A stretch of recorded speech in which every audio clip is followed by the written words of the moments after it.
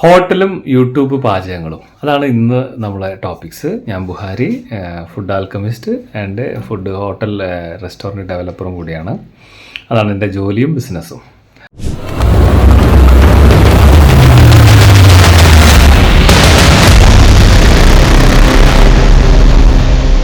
അപ്പോൾ ഇന്നത്തെ റേഷ്യോ എന്ന് പറയുന്നത്, ഹോട്ടൽ സക്സസ് റേഷ്യോ എന്ന് പറയുന്നത് 100-ൽ 90 പൊട്ടുന്ന അവസ്ഥയാണ്. അപ്പോൾ അത് മാറ്റി ഒരു 50% ഉടനെ ആക്കുക എന്നുള്ളതാണ് എൻ്റെ പരമമായ ലക്ഷ്യം. അപ്പോൾ ഈ യൂട്യൂബിൽ നോക്കിയിട്ട് ഫുഡ് ഉണ്ടാക്കുന്ന ഒരു പ്രവണത ഇന്ന് വളരെ കൂടുതലാണ്. നല്ലതാണ്, അറിവ് കിട്ടുകയാണെങ്കിൽ ചെയ്ത് നോക്കുന്നതുകൊണ്ട് തെറ്റില്ല.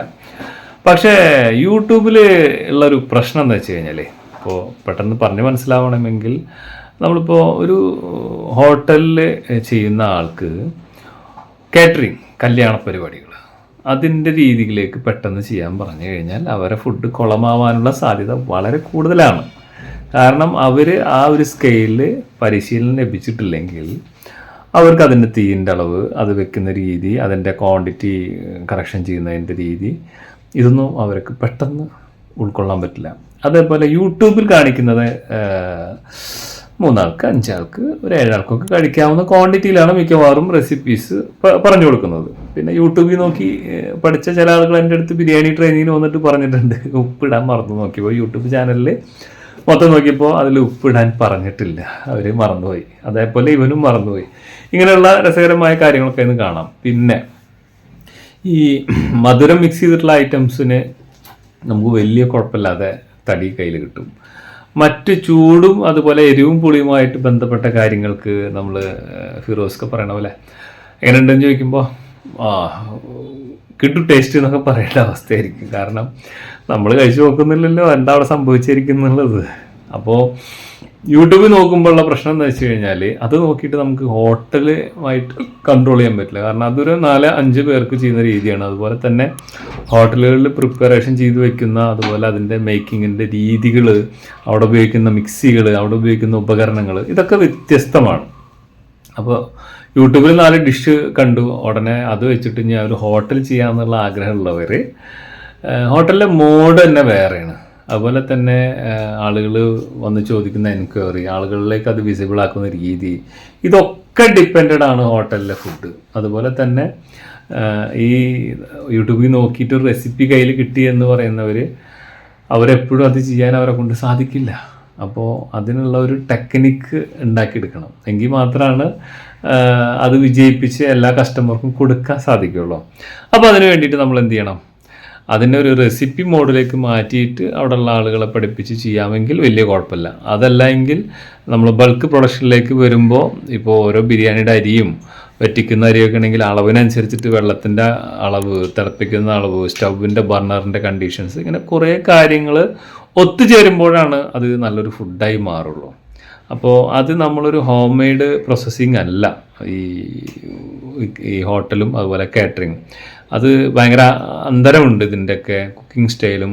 അതുപോലെ പിന്നെ യൂട്യൂബിലുള്ള എല്ലാ കാര്യങ്ങളും നമ്മൾ കഴിച്ചു നോക്കുന്നില്ല. നമ്മൾ വെച്ച് നോക്കിയാലും ചിലപ്പോൾ നമുക്ക് ഇഷ്ടപ്പെടും, പക്ഷെ അതന്നെ അളവിലേക്ക് മാറ്റി അല്ലെങ്കിൽ അടുത്ത ദിവസം വെക്കുമ്പോഴും അത് കറക്റ്റായിട്ട് വരില്ല. പിന്നെ യൂട്യൂബിലുള്ള പ്രശ്നം, യൂട്യൂബിൽ നോക്കിയിട്ടാണ് ഓരോന്നിട്ടിട്ട് പോവുക. അപ്പോൾ ഓർമ്മയിലുണ്ടാവില്ല. അപ്പോൾ കുക്കിങ്ങിൻ്റെ പല കാര്യങ്ങളും അതിൻ്റെ ഇടയ്ക്ക് വിട്ടു പോകാനും മറന്നു പോകാനുള്ള ഒരുപാട് സാധ്യതകൾ അതിനകത്തുണ്ട്. അപ്പോൾ പിന്നെ അതുപോലെ തന്നെ പല ബിരിയാണികളും കാണിക്കും, പല സാധനങ്ങളും കാണിക്കും. ഇന്ന അരി ഇടുക, ഈ അരിയിൽ തന്നെ എത്ര വിഭാഗങ്ങളുണ്ട്, പഞ്ചസാരയിൽ തന്നെ എത്ര വിഭാഗങ്ങളുണ്ട്. ഇതൊന്നും അറിയാതെ ഇരിക്കും ഇയാൾ കുക്കിങ്ങിലേക്ക് അടക്കുകയും അതിൻ്റെ വലിയ പാഷനത് സ്വമേധയാ തെറ്റിദ്ധരിക്കുകയും ചെയ്തിട്ട് ഇതിലേക്ക് ഇറങ്ങുക. അപ്പോൾ അതും ഇതുമായിട്ട് ഭയങ്കര അന്തരമുണ്ട്. അപ്പോൾ യൂട്യൂബ് ചാനൽ നോക്കിയിട്ട് നമുക്കൊരു ഹോട്ടൽ തുടങ്ങാനോ ഓപ്പറേറ്റ് ചെയ്യാനൊന്നും കഴിയില്ല. അതിന് അതിൻ്റേതായ ഈ സിസ്റ്റമാറ്റിക് ആയിട്ടുള്ള ഒരു ട്രെയിനിങ് സെക്ഷൻ അറ്റൻഡ് ചെയ്യുകയും അതിൽ പഠിച്ച് മനസ്സിലാക്കുകയും ചെയ്തു കഴിഞ്ഞാൽ നിങ്ങൾക്ക് ഹോട്ടലിൻ്റെ ഒരു സ്കെയിലിംഗ് എങ്ങനെയാണ് പോകുന്നത് എന്നുള്ളതൊക്കെ വ്യക്തമായിട്ട് മനസ്സിലാക്കാൻ പറ്റും. പിന്നെ ഫുഡിൻ്റെ ക്ലാരിറ്റി, അത് നമ്മളെപ്പോലുള്ള ആളുകളുടെ അടുത്തൊക്കെ വന്ന് നിന്ന് ചെയ്ത് നിങ്ങളെ റെസിപ്പി കറക്റ്റ് ചെയ്ത് കഴിച്ച് നോക്കിയെങ്കിലാണ് നിങ്ങൾക്ക് ആ ക്ലാരിറ്റി ശരിക്കും കിട്ടുള്ളൂ. നിങ്ങൾക്ക് ഇഷ്ടപ്പെട്ടു എന്ന് പറഞ്ഞുകൊണ്ട് ജനങ്ങൾക്ക് ഇഷ്ടപ്പെട്ടു കൊള്ളണമെന്നില്ല, എനിക്ക് ഇഷ്ടപ്പെട്ടത് ജനങ്ങൾക്ക് ഇഷ്ടപ്പെടണമെന്നില്ല. എറണാകുളത്തൊക്കെ ബർഗർ ചെയ്തൊരാൾ ചീര വെച്ചിട്ടുള്ള ബർഗറൊക്കെ കാരണം അദ്ദേഹത്തിന് ചീര ഭയങ്കര ഇഷ്ടമാണ്, പക്ഷെ ജനങ്ങൾക്ക് ഇഷ്ടമല്ലല്ലോ, ഫ്ലോപ്പായി പോയി, 8 നില 10 നില പൊട്ടിപ്പോയി.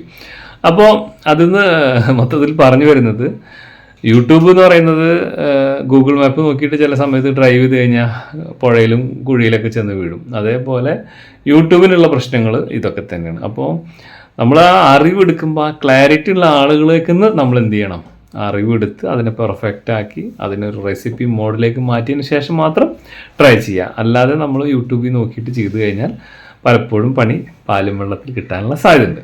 അപ്പോൾ ചുരുക്കിയിട്ട് ഇതിൻ്റെ ഒരു വിശകലനമാണ് നമ്മളിവിടെ ചർച്ച ചെയ്തത്. സബ്സ്ക്രൈബ് ചെയ്യാത്തവർ സബ്സ്ക്രൈബ് ചെയ്യുക, അതുപോലെ ബെൽ ബട്ടൺ അടിക്കാത്തവർ അത് അടിക്കുക. അപ്പോൾ ഈ അറിവുകൾ നിങ്ങൾക്ക് ഇടയ്ക്കിടയ്ക്ക് വരും. നമ്മൾ പുതിയ എപ്പിസോഡ്സ് ഇടുമ്പോൾ അതും പെട്ടെന്ന് കിട്ടും. അതുപോലെ ഇതൊക്കെ എപ്പോഴെങ്കിലും അന്വേഷിക്കുമ്പോൾ ചിലപ്പോൾ കണ്ടുകൊള്ളണമെന്നില്ല. അപ്പോൾ സബ്സ്ക്രൈബ് ചെയ്ത് കഴിഞ്ഞാൽ പെട്ടെന്ന് തന്നെ അത് നമുക്ക് കിട്ടും. നിങ്ങളെ വല്ല കൂട്ടുകാർ ഹോട്ടലൊക്കെ തുടങ്ങാൻ ആഗ്രഹിക്കുന്നുണ്ട് എങ്കിൽ നല്ല ഭക്ഷണം കിട്ടേണ്ട അവരൊക്കെ. അപ്പോൾ ഈ സാധനം ഇപ്പോഴേ തട്ടിക്കോ. Congrats for watching.